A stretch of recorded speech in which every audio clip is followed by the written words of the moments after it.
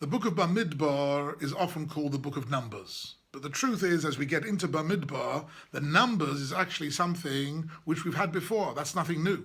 We've had the counting of the Yecheskel in the book of Shmos, and we know there's 603,550. What is new in Sefer Devarim, Sefer Bamidbar, is something very profound and very special. And that is the way in which Klal Yisrael was structured and encamped around the Oyel Moed. And that's what I want to look at for a few moments, because there is something here very interesting about the whole nature of Klal Yisrael and the mission of Klal Yisrael. And interestingly, it also connects in a certain way to Shavuos. So I'd like to try and explain this encampment in four different ways. And in a certain way, these four different ways are really Pshat, Remez, Darush, and Said, four different levels. As we know, learning Torah is a multi-layered emes. The emes of Torah comes in many different shapes and sizes, and I'd like to have a look at these four. So on a pshat level, we look at the psukim, and the pasuk says, Kol hayotze tzava b'Yisrael, that actually this formation was for the tzava, was actually 4 battalions of 3 tribes each, and they thought they were going to imminently enter Eretz Yisrael and have to fight in order to capture and settle the land. And therefore this was Yotzei Tzava b'Yisrael, that's the pshat in the pasuk. But then we get a bit deeper into it, and we look, for example, at a Rashi in Parshas Vayechi. And in Parshas Vayechi, Rashi says there's a remez to the way in which these Shavatim, these tribes, were encamped around the Mishkan, and the remez is the way in which the Levaya of Yaakov Avinu took place. As we know, the Levaya of Yaakov Avinu, Vayechi, was one of the longest funerals in the Tanakh, where they carried Yaakov from Egypt to the Moros HaMachpelah in Hebron. Says Rashi that the 12 tribes stood around the Oren, and they physically carried the Oren, the coffin of Yaakov Avinu. They carried him in this way. There were 3 sons on this one side, 3 on the other side, 3 at the top and 3 at the bottom. There were 12 tribes. The 12 tribes, incidentally, included Ephraim and Menashe, because Rashi says Yosef was the king, and it wasn't appropriate for him to be one of them. And therefore, take Yosef out of the picture, we had Ephraim and Menashe and 12 tribes, and the way in which they were standing around the Oren, carrying his mitzvah, that was the way in which they were encamped. So there already we find a kesher to the Ovos. So the first kesher here, the way in which they were encamped, connected them to Yaakov Avinu and to the Ovos, and that is the first remez of a different level of meaning to this structure of encampment. Once we move on past the pshat of the tzava and the remez of the connection to the Ovos, we get into drush. And here we have something very fascinating, that the Rashi, for example, asks the question, what was on the flags of each one of the Shvatim? Because the Pasuk says, Ish al digloi, each tribe had its own flag. These flags were, in fact, had a color on them. What was the color?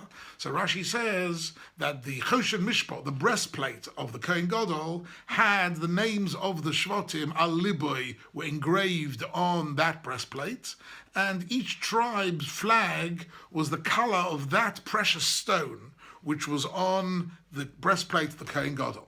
And therefore, what we have is, one was an amethyst, one was a ruby, one was a sapphire. Each one had a color, distinctive color, and that distinctive color was, in fact, the flag's color of each one of the tribes. So we already know another kesher. The flags were designed to connect Klal Yisrael, not just to the army, which is the more practical future next stage of Klal Yisrael, not just to the Ovos, which was their history, but to connect them also to the Kohen Gadol and the Kedusha of the Oyel Moed through the color on the flag. And this is the third level of meaning of these Shvatim and the way they are encamped. But the fourth one, the Said, comes unexpectedly, really, from the Ibn Ezra, because the Ibn Ezra often only goes for the Pshat. And here he gives us the most beautiful insight into the way in which Klal Yisrael were encamped. And here lies the connection to Shavuos. Because one of the beautiful parts of Al Maseiros and Shavuos apart from Matan Torah, is also the Haftarah of the first day of Shavuos, is the Maaseh Merkava of Yecheskel chapter 1. Undoubtedly, the most magnificent vision of any Novi in the whole of the Tanakh, where Yecheskel sees the Kisei HaKavod, he sees HaKadosh Baruch Hu Ba'olam HaElyon, surrounded by the Srafim V'Ofanim HaKodesh, and they are saying, Baruch Kavod Hashem Mimkoimo. These 4 words that we say every day of the year, 365 days a year, more than once. That comes from Yecheskel, from this Mareh HaNevuah of the Maaseh Merkava. But one of the amazing things, says Ibn Ezra, is when Yecheskel sees the Malachim, he sees each group of Malachim characterized in a different way, and there are 4 groups, and he calls them, one is the Pnei Ha'aryeh, has somehow the shape or the image of the lion. One is the Pnei HaNesher, one has the shape of the eagle. One is the Pnei Ha'adam, right, has the shape of a human face, and the other is the Pnei Hashor, and these were the ox, and these were the 4 different encampments of the Malachei Hashores surrounding the Kisei HaKavod of HaKadosh Baruch Hu. Says the Ibn Ezra, when Klal Yisrael encamped in the Midbar, and they wanted to express their identity, so their identity had lots of different levels to it. So one of their identity is the connection to the future going into Eretz Yisrael. One part is the connection to the Avos. One part is the connection to the Choshev Mishpat, but really what they were being told was that ultimately their destiny was to be Doime LaMalachei Hasharis, that they had to encamp around the Mishkan like the Malachim are in some way that we can't understand completely. They are encamped around the Kisei HaKavod of HaKadosh Baruch Hu. And what he says there, Ibn Ezra, is that that the 4 camps were had on the flags of the leading tribe of each one of the 4 groups had one of these shapes. So Yehuda had the Aryeh. That's the Yehuda Aryeh, the lion on the flag of Yehuda. That was one of the camps of the Malachei Hasharis. And Reuven, Degel Machane Reuven, had on it the face of the Odom. The connection between the Odom and the Reuven is a much longer subject, which I can't go into now. And then there is the Pnei Hashor, the ox, on the flag of Degel Machane Ephraim. And that was because of Shor, the Shor of Yosef, Bechor Shoro Hodoloi, the bracha given by Yaakov to Yosef, called him a Shor. And that's also a very profound issue. And that was on the flag of Ephraim. And then finally, on the flag of Dan, who was keeping up the rear, that was the image of the Nesher, of the eagle. Exactly what is the connection of the eagle to Dan, that's also a longer subject.